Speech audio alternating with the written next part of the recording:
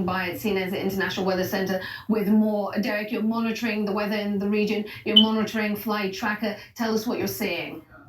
It's speculative whether or not weather played a factor in the last point of contact with this particular storm, but it's certainly worth noting because this is monsoonal season across this part of the world, and we do expect to see very strong thunderstorms across this part of Indonesia and into Malaysia. This is the track from Track Radar, Flight Radar 24.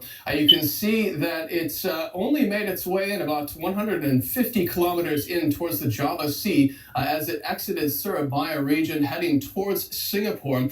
And what we've done is we've put up the satellite imagery across that region at the last point of contact with the air flights. And in fact, you can actually see here's Surabaya, here's Singapore. You can see the convective thunderstorms, of course, that deep shading of red, which is an indicator of the cloud tops, how high these particular cloud tops and thunderstorms actually go into the altitude, that this is a very active weather pattern across the Java Sea, and hence weather is a potential factor. Of course, planes can handle turbulence. They're built to handle strong turbulence. Turbulence can come from a number of factors, including thunderstorms, wind, proximity to mountains, flying through the jet stream, which is upper level winds.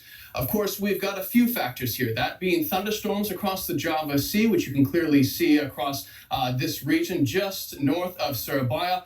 This is the area where the plane had last contact, and obviously we've heard reports that the pilot could have potentially rerouted his flight to try and avoid some of these stronger thunderstorms, but nonetheless, the region was very active and very turbulent at the last point of contact. Now, this is something that people are very used to this time of year because we're right smack dab in the middle of monsoon season. What we do is we actually see a northeasterly wind coming from the South China Sea. That is our moisture source for this time of year. And then once it reaches this mountainous region, it actually cools, condenses the air, forms those thunderstorms. And remember, thunderstorms, in order for those storms to initiate, we have to have some sort of updraft, some sort of uplift, whether it be mountains, warm air rising, and that's what creates that turbulent effect in the upper levels of the atmosphere for airplanes. So obviously pilots want to try and avoid thunderstorms at all costs.